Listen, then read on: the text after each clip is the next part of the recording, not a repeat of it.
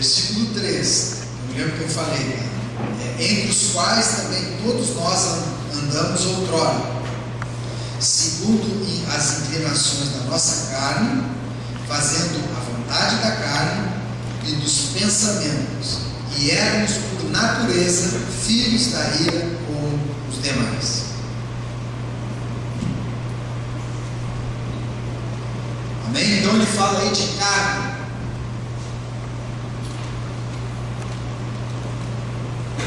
Fala três coisas a respeito da carne: as inclinações, é isso, né? Inclinações,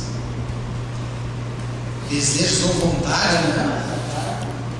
Vontade e pensamentos.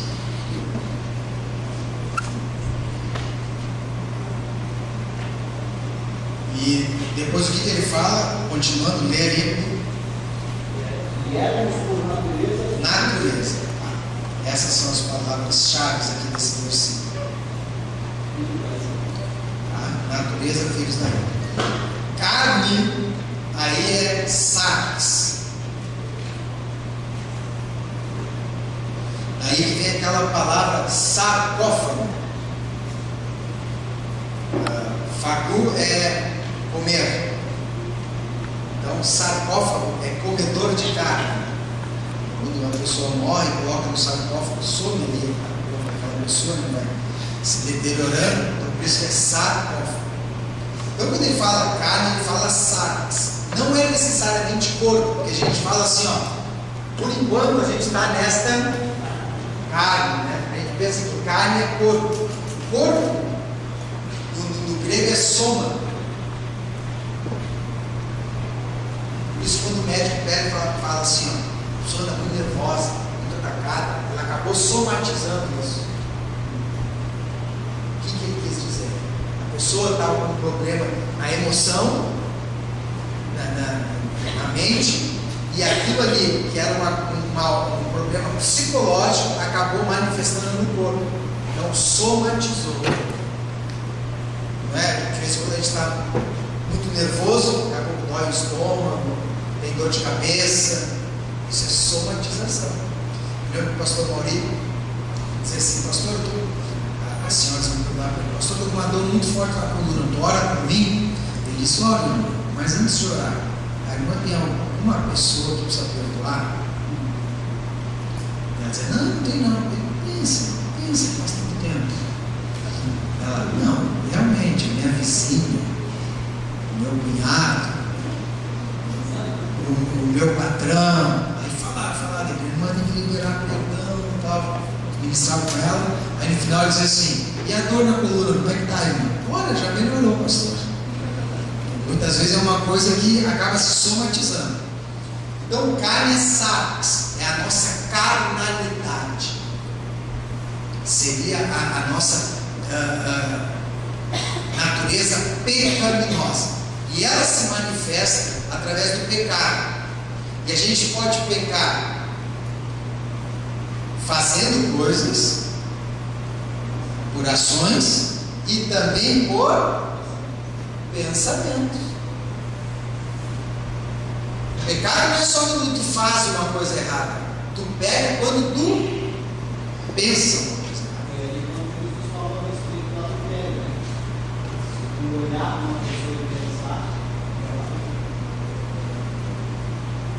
Então tem muita coisa que a gente acaba não fazendo, mas a gente pensa muita coisa. Sim ou não, irmãos? Sim. Pensa muita coisa, espelar um irmão, né? A gente acaba pensando essas coisas. E isso é pecado também. E isso é pecado também. Pensamento. Então ele diz que a carne, o que acontece? É inclinação. Todos nós temos uma inclinação da carne. Uma inclinação é algo que você é tentado. Todos têm inclinação, mas nem todos têm a mesma. Por exemplo, tem gente que é inclinado por um vício. Por exemplo, a pessoa é inclinada ao vício do tabaco. Então, para ela, uma luta para ela deixar de fumar. Aí ela vai num lugar, ela sente o cheiro da fumaça, ela já fica com aquela inclinação, ela é tentada. Agora, quem nunca fumou, como é o meu caso, não gosta nem do cheiro. Então, para mim, aquilo não é inclinação, aquilo não é tentador. Agora, outro já tem uma inclinação de ser muito irado, muito bravo. A inclinação da carne dele é isso: perder a estribeira, brigar, falar, jogar a chave no chão. A inclinação dele é essa. O outro já tem uma outra inclinação, um problema sexual, outro tem uma inclinação nessa área. Então a gente tem que saber qual é a nossa inclinação, saber aonde tu é fraco, aonde tu é fragilizado, para que você não venha cair. Então todos têm uma inclinação, tem que se conhecer, sabe? Olha, se eu não tivesse o Senhor, iria ser terrível isso, né? Você conhece a tua inclinação? Então, exatamente, a Bíblia fala que isso é inclinação da carne. Vontade é a nossa. Nós temos hoje duas vontades. Nós temos a vontade de Deus para a nossa vida e a vontade da nossa carne. Então a gente está sempre nessa tensão.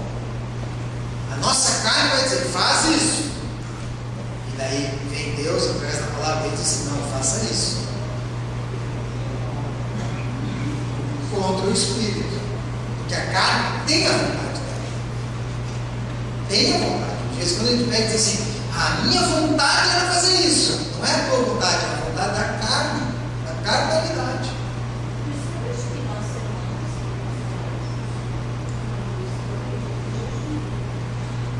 De uma maneira. Cara, é jejum, oração, palavra de Deus, culto, comunhão, bons relacionamentos. Assim como a nossa carne se alimenta de algumas coisas, o nosso espírito se alimenta de outras. E quanto mais fraco, enfraquecido fica o nosso espírito, mais forte fica a nossa carne. Então tem ambientes que favorecem a carnalidade. Por isso que a pessoa pega e diz assim: é pecado ir lá naquela festa. Aí, como eu explico para as pessoas, não é um ambiente propício para nós. Porque chega lá, vai ter pessoas se saborizando, vai ter pessoas vestidas de sensualidade, vai ter gente se abraçando, se beijando, vai ter uma música. Isso não é um ambiente propício. Mas eu vou lá, eu nem me envolvo nisso, não vejo. Mas o ambiente favorece isso. Exatamente. O ambiente favorece isso. Assim como a gente aqui na igreja constrói um ambiente que favoreça que a pessoa se arrependa, que a pessoa ore, que a pessoa medite na palavra de Deus, reavalie, é um ambiente todo proporcionado. A gente planta, a gente estuda a palavra, a gente ora. Nesses ambientes é tudo preparado para outra coisa. Então a gente tem que saber selecionar isso. Tem certos lugares, não teria problema você ir. Não, eu vou lá também, mas o ambiente não é um ambiente favorável, não é um ambiente bom para você. Então, não vá. Tem de vez em quando, né? Tem até certas conversas que nos encontram. Daqui a pouco a gente está numa rodinha assim, as pessoas falando coisa que fez mais, não é conversa. Para mim está ouvindo essas coisas, para mim está rindo de piadinha, não é para isso.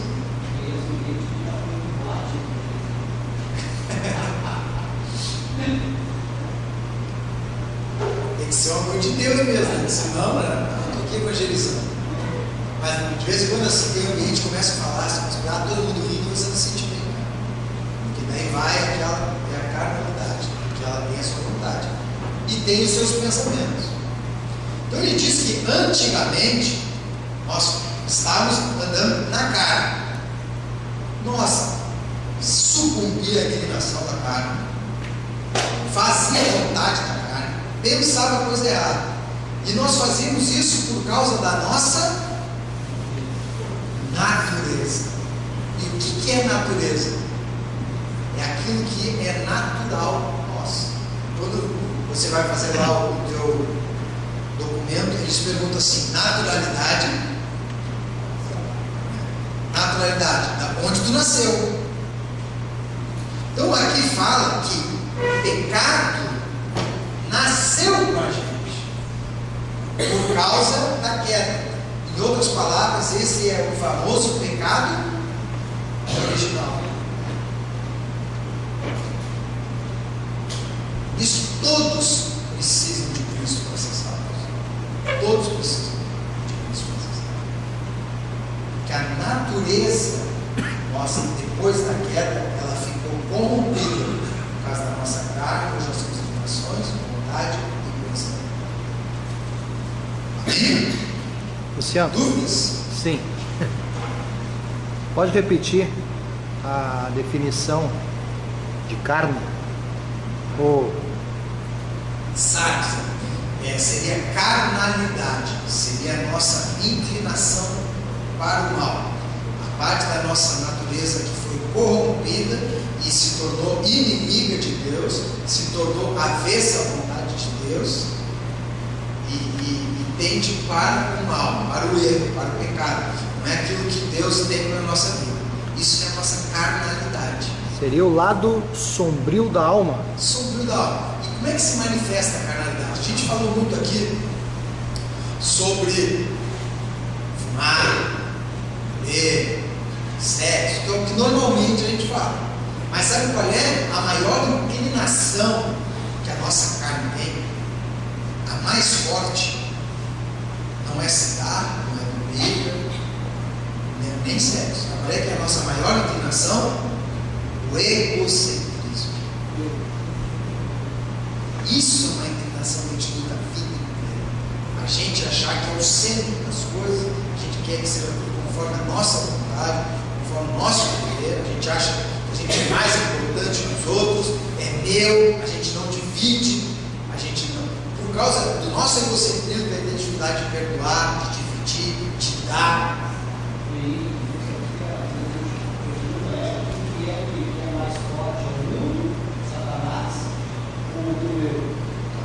Que essa é a nossa luta. Nós temos 3 inimigos na vida: o mundanismo, não o mundo criação, mas o mundanismo, Satanás e a nossa carne. E a gente fala que é diabo, mas não é nós mesmos. Então é aquela coisa do egocentrismo, do orgulho, do egoísmo, da soberba. Isso é terrível. E isso é a nossa luta. Esse é o velho eu que não quer morrer, que não quer ir para a cruz. A gente fica difícil dar, fica difícil repartir, fica difícil reconhecer que está errado. Isso quando é ruim, a gente diz: não, eu estou errado, eu errei. Por que é difícil, às vezes, quando a gente pegar e dizer assim: ó, me perdoa, eu estava errado? Por causa do nosso egocentrismo, da nossa inclinação a cara.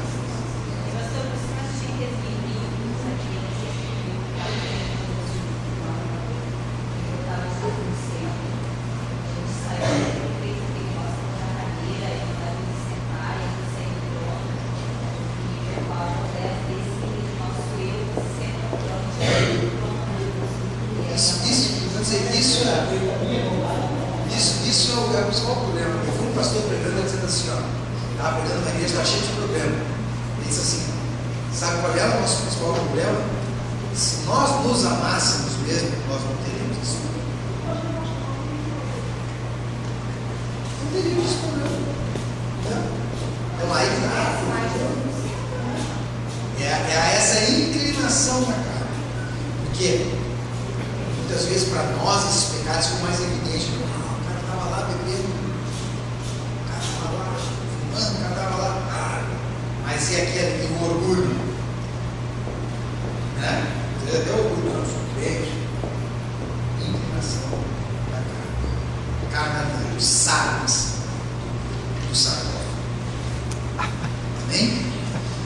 Mas Deus, sendo rico em misericórdia, por causa do grande amor com que nos amou, estando nós mortos em nossos delitos, nos deu vida juntamente com Cristo. Pela graça sois salvos.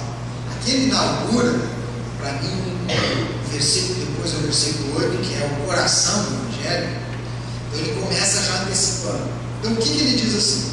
Porque nós éramos assim, nós estávamos nessa condição, a nossa natureza era pecaminosa, a nossa carne tem inclinação, tem vontade, tem pensamento, a gente anda estava segundo a carne. Então o que Deus fez? Porque Deus teve misericórdia de nós, e a misericórdia, o que fez nascer misericórdia em Deus foi o amor que Ele nos amou.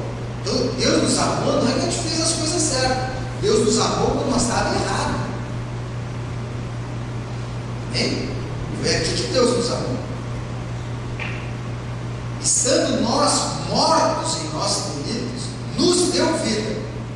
Ou seja, a iniciativa foi de quem? Dele.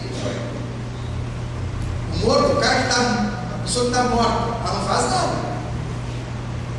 Daqui a pouco vem lá um médico e ressuscita ele não faz nada. Ele só recebe.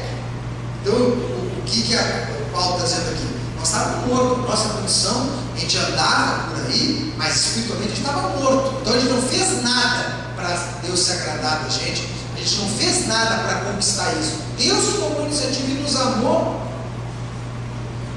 e nos deu vida. Então foi Ele que fez isso. Ele nos escolheu e fez isso pela nossa graça. Pela graça sois salvos. Mas isso vamos falar mais adiante aqui. Juntamente com Ele nos ressuscitou e nos fez assentar nos lugares celestiais em Cristo Jesus. Você lembra que começa Efésios, que nós fomos abençoados com toda sorte de bênçãos espirituais nas regiões celestiais. E aqui ele fala que o poder que ressuscitou o Senhor nos colocou em Cristo assentado lá com Ele. Então por isso nós somos abençoados, porque nós estamos lá em Cristo Jesus. E juntamente com ela, foi o que eu falei, versículo 7, para mostrar, aqui mostrar,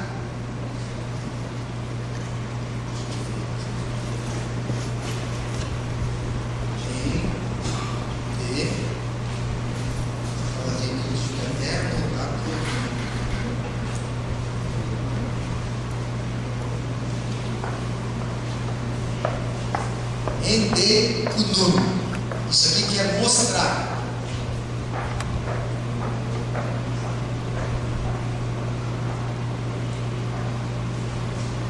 Para mostrar nos séculos vindouros a suprema riqueza da sua graça em bondade para conosco, de novo, em Cristo Jesus. Mostrar aqui era como se tivesse uma placa. Então o que ele fala? Que a igreja hoje é como se fosse uma placa, um outdoor, para Deus mostrar a graça e a misericórdia dele através da igreja. Então é como se Deus estivesse dizendo assim: eu amo os homens, eu sou gracioso aos homens, eu tenho misericórdia dos homens, e a maneira como eu vou mostrar isso é através da igreja. A igreja é como se fosse ali um outdoor, uma televisão que Deus usa para mostrar isso para as pessoas. Isso que o nosso trabalho é esse: é mostrar graça, misericórdia e amor na vida das pessoas, daqueles que não conhecem Cristo. Deus vai mostrar isso através de nós. Amém? Coração, esse aqui você pode pintar, sublinhar, recortar, copiar, botar no teu armário, porque isso aqui é o resumo quase do Evangelho. Porque pela graça sois salvos, mediante a fé, e isso não vem de vós, é dom de Deus, não de obras, para que ninguém se glorie. Muita coisa aqui. Primeiro, a gente é salvo pelo quê? Pela graça. Mas normalmente a gente pega e fala, nós somos salvos pela fé. Nós somos salvos pela graça, mediante a fé. A graça é um favor imerecido, né? Feito através de Cristo na nossa vida. Pela graça, ou seja, graça é o favor imerecido, é o dom que Deus nos deu através de Cristo, e também é a disposição de benevolência de Deus conosco. Quando a gente diz assim, graça, a gente também está falando que a maneira como Deus trabalha na nossa vida. Deus tem sempre uma atitude de amor, de misericórdia, isso é graça na nossa vida. Então nós somos salvos pela graça, mediante a fé.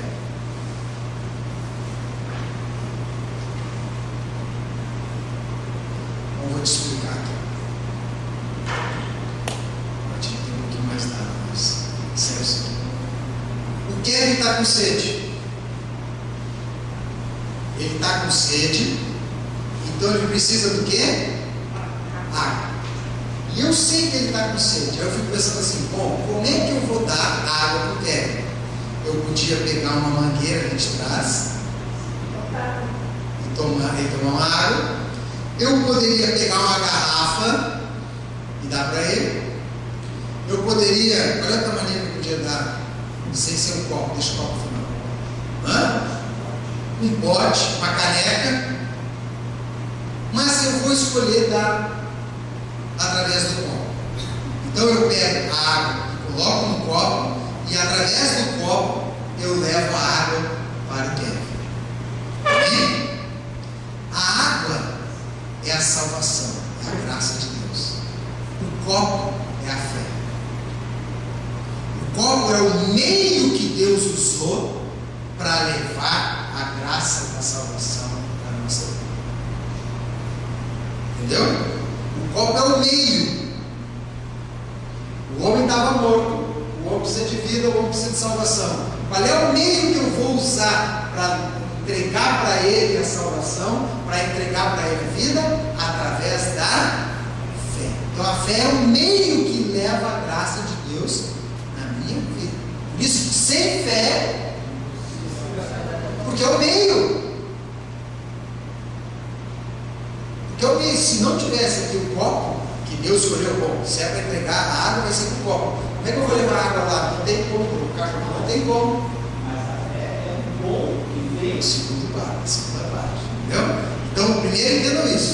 Salvação é graça de Deus. Não veio de mim, é dele. Ele que me salvou. Qual é a maneira que Deus fez para me salvar? Através da fé. A fé trouxe a salvação até mim. Amém? Mas isso não vem de vós, isso é dom de Deus e não de obras. Então, a fé, agora aqui nós vamos levar um pouco uma teologiazinha aqui, tá? Estão preparados assim para uma carninha, um alimentozinho mais sólido? Não ou não? Tá? Porque daí a gente vai entrar aqui um pouquinho em teologia, falar sobre fé.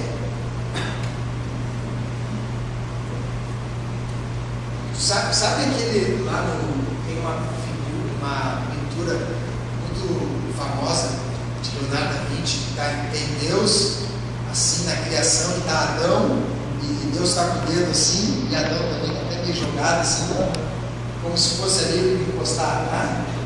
O toque de Deus para criar o homem. Você lembra dessa? Não vou fazer essa aqui, não vou fazer como se fosse dois peixinhos, tá? Ó, dois peixinhos. Peixe, né? Peixe é um dos símbolos dos cristãos, né? Vou fazer dois peixinhos, tá? Isso aqui, esse primeiro peixe aqui é Deus, que representa o poder de Deus, tá? E o Evangelho.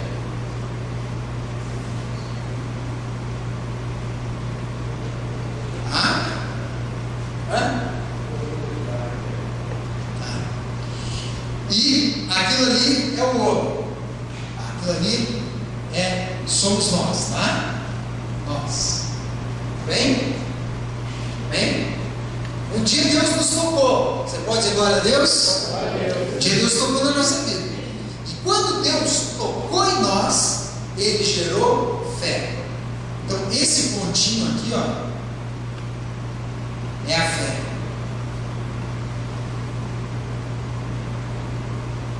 Tá? É a fé direta. É a fé que é dom de Deus, que Deus dá. Esse é um ponto, essa fé é um ponto.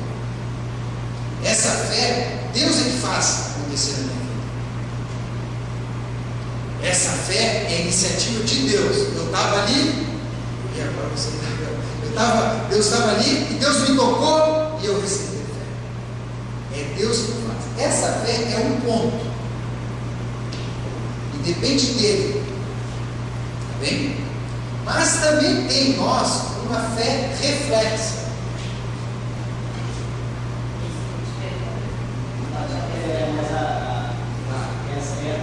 Essa fé, o toque de Deus, ele fala, isso é concreto? É quando tu recebe o toque de Deus. Né? Pode ser que não dá para conversar. Isso, exatamente, tá? Mas aí depois tu vai ver a diferença. Tá? Aí tem a fé reflexa. Esse toque de Deus em nós, que é a fé que Deus dá, gera em nós uma fé. E esta fé é a fé que cresce em nós. Mas aí todo mundo recebe? A fé? Essa fé que cresce. Aí essa fé, ela pode crescer, pode diminuir, pode, inclusive, se entender, nós também desaparecer. Porque Jesus falou assim: por acaso, na volta do fim do ano, achará fé na terra? Porque essa fé é como a fé de um grão de mostarda. É um toque, mas depois ela cresce. E ela cresce, essa fé cresce. Se essa fé direta é Deus que dá em nós, essa fé reflexa tem que ser trabalhada por nós.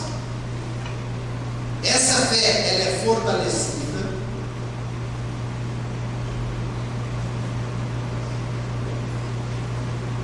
Se a fé que Deus dá é um dom, é um ponto, é igual para todo mundo. Mas essa aqui não é igual para todo mundo. Exatamente. Essa é a fé que vai ser fortalecida, essa é a fé para testemunhar. Essa fé é para servir.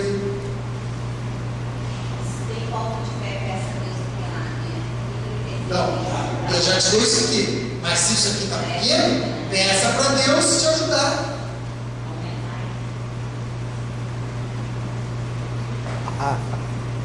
Fortalecida, testemunhar, servir. Isso aqui pode ir crescendo, daqui a pouco também diminui. É em nós. Se eu busco a Deus, se eu leio a palavra, se eu estou em comunhão, se eu oro, o que vai acontecer nessa fé aqui? Ela vai fazer o teu. Em contrapartida, a graça. Em contrapartida, a graça, pontinhos. Se a fé cresce, e a graça. Mas quando eu falo de graça, graça não tem nada a ver. A origem da graça nunca está em mim, está sempre nele. Mas sim, mas a porta de acesso à graça é a fé. É um dos meios da graça. Né? Sim. Porque, por exemplo, 2 Pedro 3,18: antes crescei na graça e no conhecimento. Quer dizer, dando a ideia, e alguns outros textos que eu posso também crescer.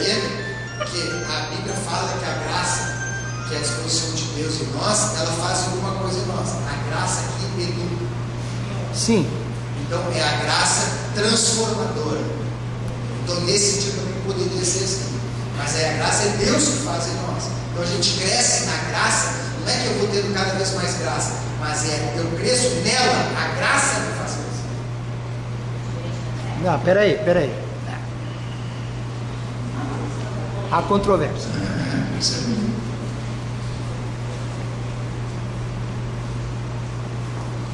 Olha aqui, crescer na graça, tá? Eu posso pegar e ter uma graça pequenininha, aí aumentando a minha graça, aumentando a minha graça. Eu acho que não é assim. Eu acho que crescer na graça é o fundamento, e nesse fundamento eu vou crescer. Essa fé é assim. Tem uma fé pequenininha e depois Deus vai aumentando, eu vou buscando a Deus, isso vai crescendo, mas isso não muda aqui. Sabe por quê? Por isso eu vou entrar em polêmicas aqui. Porque essa fé é como um ponto. Essa fé, ela nem é consciente. Vou te dar um exemplo. Tá? Um exemplo que vocês não sabem responder. Eu sofro um acidente.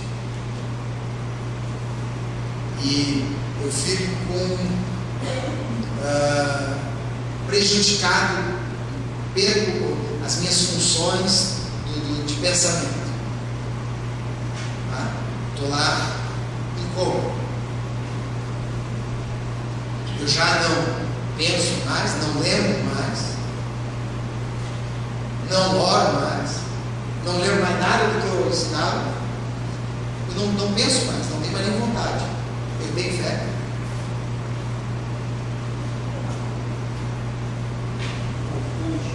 Exatamente, porque é Deus que faz. Esse ponto, agora isso aqui para mim já não tem mais condições. Mas por que eu ainda recebo graça e salvação? Porque Deus está lá, Deus tocou. Cabe a mim desenvolver. Cabe a mim essa parte aqui. Entendeu? Mas uma vez que eu aceito Jesus, tá? E a minha mãe aceitou Jesus, e aí depois teve Alzheimer e ficou no final, tipo, em coma, né? Não sabia mais nem nada de Jesus. Mas esse ponto está lá. Porque é Deus que tocou. Essa é uma coisa. Mas esse ponto está lá. Mas já nem sabe que é Jesus. Capaz até de negar, né? Não sei que é Jesus. Mas sabe, pastor, que eu sempre falo, mesmo na hora que eu cantava na igreja dela, e é esse caminho da cara. Então a salvação dela é grande, né? Não importa que ela tivesse lá. Porque a salvação é a obra de Deus da vida dela. Entendeu? Em algum ponto, em algum lugar, esse pontinho ainda dava.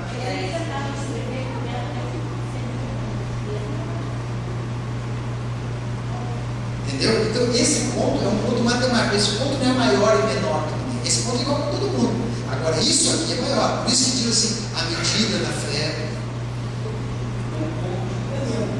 é a intervenção de Deus. É como se fosse um motor de partida, né? Vai, Fernando, vai. Não, é que eu vou ter que ver. Segundo Pedro 1:2, graça e paz vos sejam multiplicadas. Tem outros textos em que eles falam que na vida dos irmãos havia abundante graça. Tem outros textos que falam dessa, e dando a ideia exatamente, porque na minha ideia, assim, como tu explicaste, não gera conflito, uma vez que, se eu entendo que eu tenho acesso, eu posso me privar da graça. Sim, resistir. Eu posso resistir à graça. Posso. Dependendo de algum posicionamento meu, eu posso. Posso. Então, da mesma. Mas eu não posso aumentar a graça. Eu posso receber mais. Mas se a graça. Veja bem, a graça é favor também. Sim. A graça é uma. Mas quando Deus me derrama da sua graça, Ele derrama abundantemente. Aí eu teria. Uma coisa veja bem, não querendo ser polêmico, mas uma coisa é o que está à disposição de todos nós. A outra coisa é o que nós realmente alcançamos. Entendi. Está à disposição, mas. Entendi. Agora entendi. Vamos comparar com santidade. Também é parecido. Que de vez em quando fala de santidade como sendo algo que Deus faz em mim, quando Deus me declara santo. Mas, do outro lado, tem uma manifestação da santidade que acontece em mim, quando eu me santifico e vou me separando e não quero fazer as coisas. Eu não consigo me tornar santo por mim mesmo. Deus tem que me declarar, mas eu tenho que buscar a santidade na minha vida.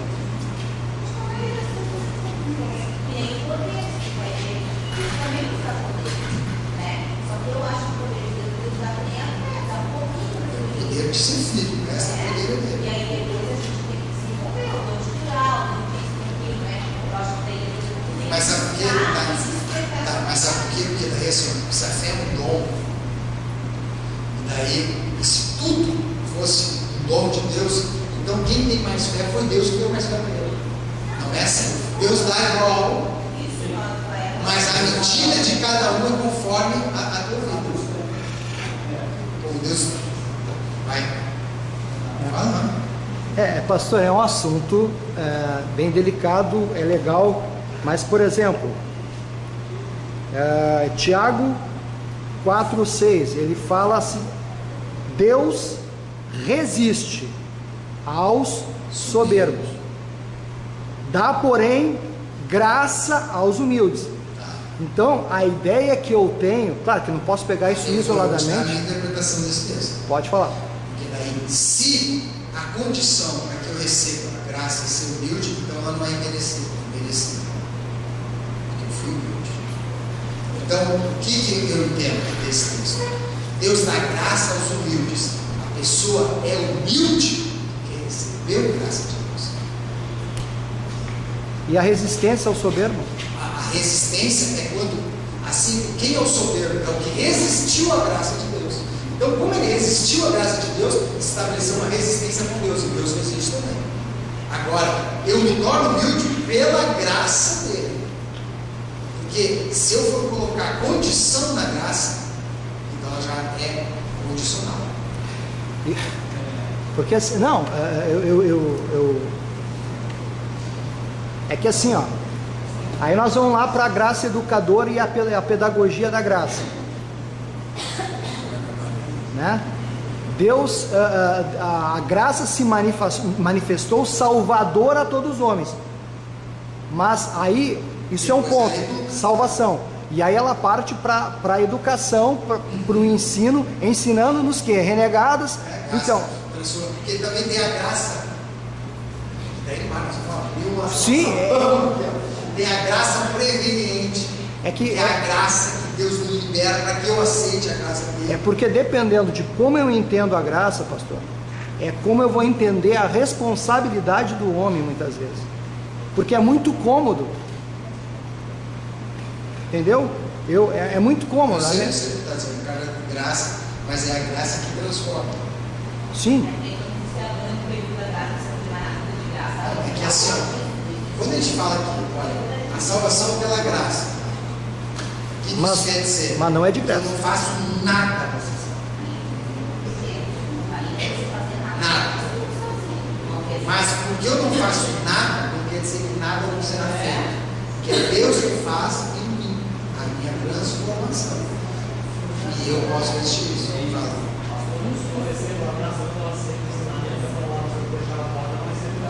Existe a graça. Aí, ao contrário disso, no momento que tu recebe a graça, ou não, a gente tem que desenvolver pela fé. Faça o período da tua vida, a fé foi a zero, dentro da graça. Quando a minha fé zerou, a graça foi. Não. Tu quer saber se quer salvação ou se é a graça de Deus?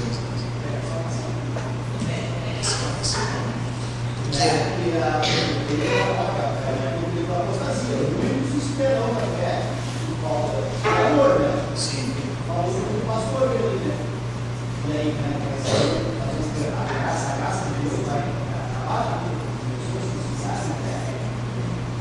Boa pergunta essa. Essa é boa.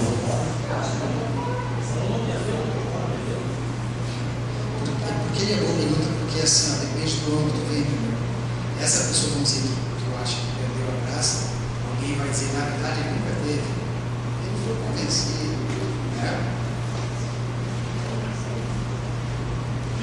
Mais ou menos. Agora chama, né? Já estou até fechando. Vamos correr mais ou vocês ficaram sem graça? É muito polêmico. A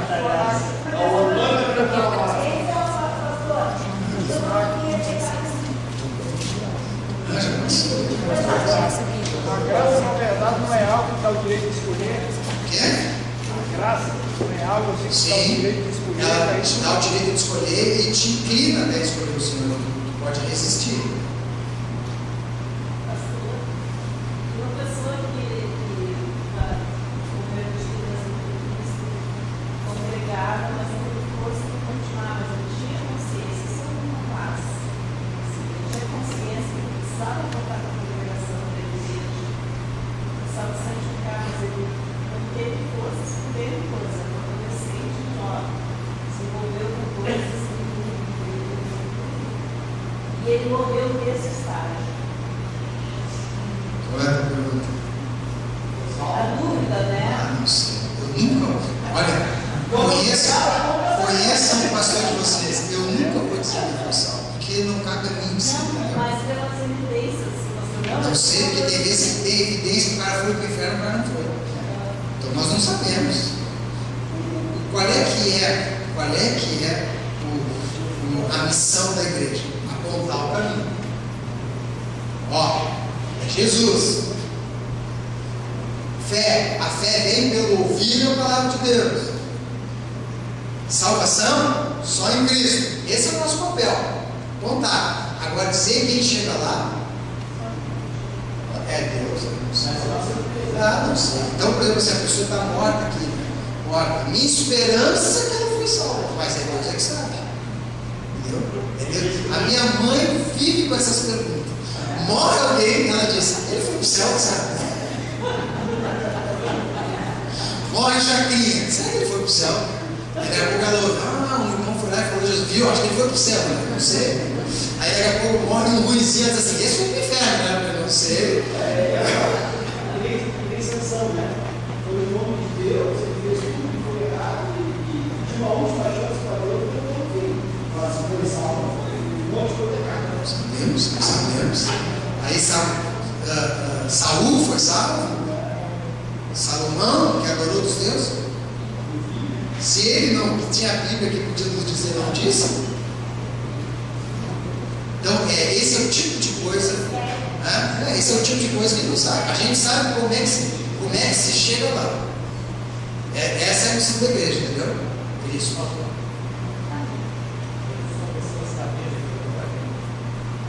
Para os espíritos que estavam em prisão. Mas o que ele pregou é complicado. Então, alguns dizem que o que ele pregou foi um anúncio. Não sei se pregou para arrependimento, para tirar os caras de lá e levar para o paraíso. Foi um anúncio. Isso é uma das confusões da igreja.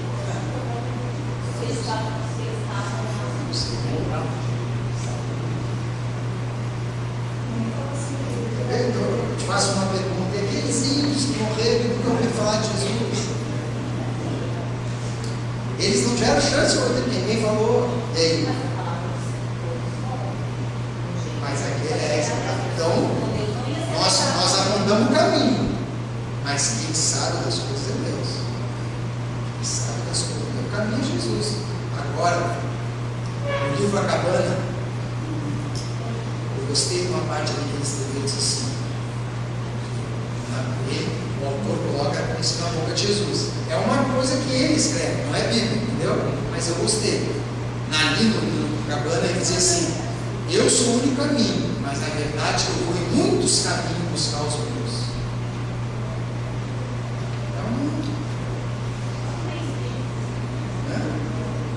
Eu estou muito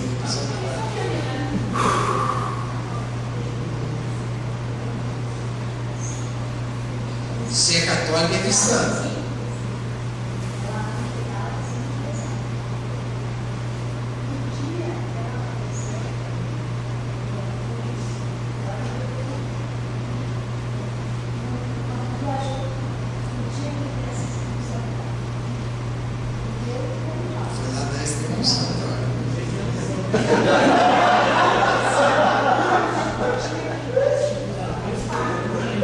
Explica isso aí.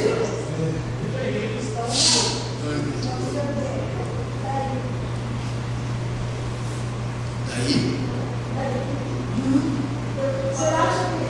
eu acho que Deus sabe todas as coisas. Viu? Só Deus. O católico é cristão, crê em Jesus como filho de Deus. Nós católicos, mas nós falamos um monte de coisa. Então, Deus ele sabe. Eu acho que Deus é bom. Deus cuida das famílias. Não, isso aí, como ele falou, enterra para os vivos, ela já.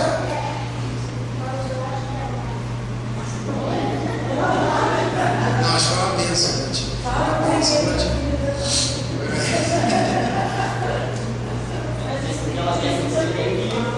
Que foi Deus que faz.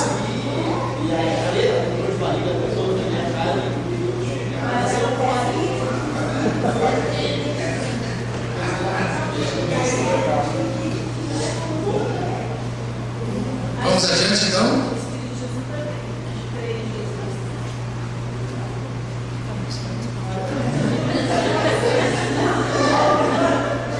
Lembra do Espiritismo?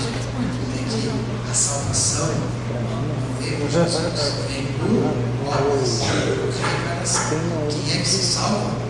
O homem se salva. Esse é que não pode há o problema do Evangelho ou Espiritismo. Esse é o problema. Porque a religião espírita ela é extremamente lógica. É lógica. O que aquele ali nasceu com um problema físico? Coisa das vidas passadas. Entendeu? Está pagando. Então vai vindo. É uma mentalidade que a gente entende. Paga até quando está tudo pago. A gente faz assim, né? Você não paga com SPC, vai pagar até pagar. Então, para nós, é racional isso. Não paga. O cara está fazendo tudo de errado, mas vai ver na próxima vida o que tu vai. Né? Então, ela é lógica nesse sentido. Ela é lógica. Por isso que o Evangelho é o cidadão. É o cidadão. Ninguém merece. Todos nós somos salvos por conta dele. É ele que nos salva.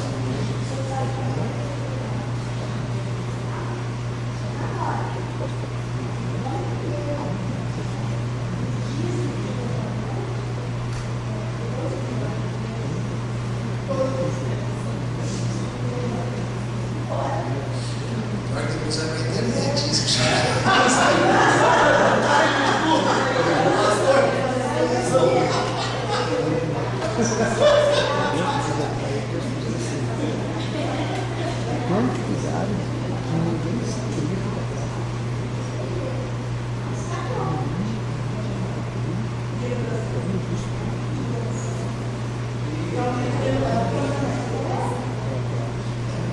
católico. Tudo lá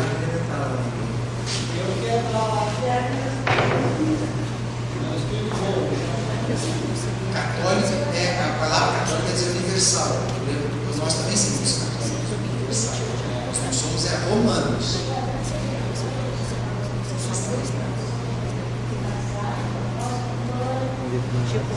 Eu fiz crisma, fiz primeira comunhão. Olha, não, mas eu era ministro do Eucaristia.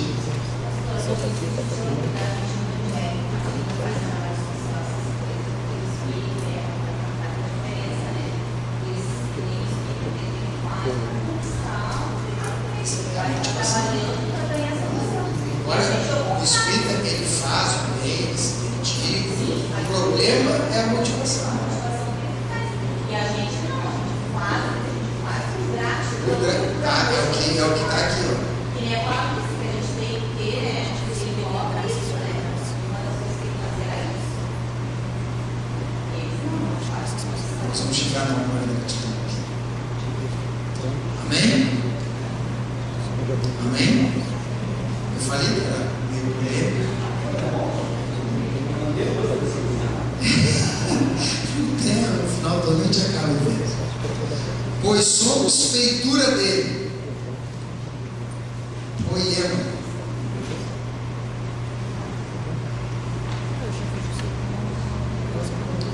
Feitura, ele usa essa palavra poema, que é criação. Assim como no início Deus criou o homem, e por causa da queda nós ficamos com aquela natureza, a inclinação da carne, os pensamentos da carne, os desejos da carne. Agora, por causa da obra de Cristo, é a nova criação. Por isso que nós, em Cristo, somos nova criatura. Criados em Cristo Jesus para as boas obras. E olha, ele diz assim, ó, porque daí é justamente o que o Fernando falou.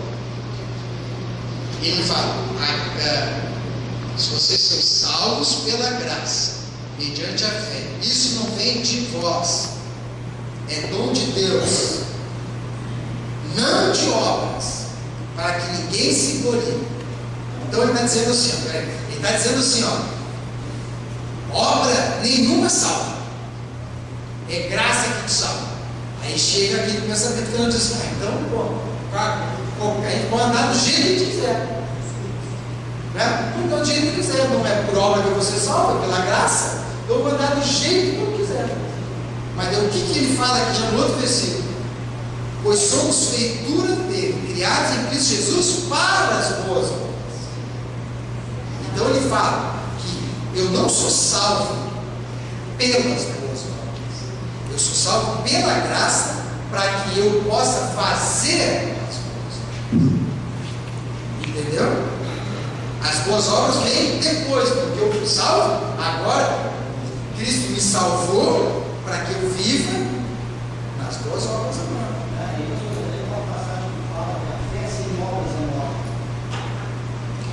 Isso aí foi lá em Tiago. Porque Tiago ele dá o primeiro ponto. Devia ter gente que entrou por aquele caminho ali. Não, se é pela graça, então nós não precisamos fazer nada. Então vamos ver de qualquer jeito. E daí alguns que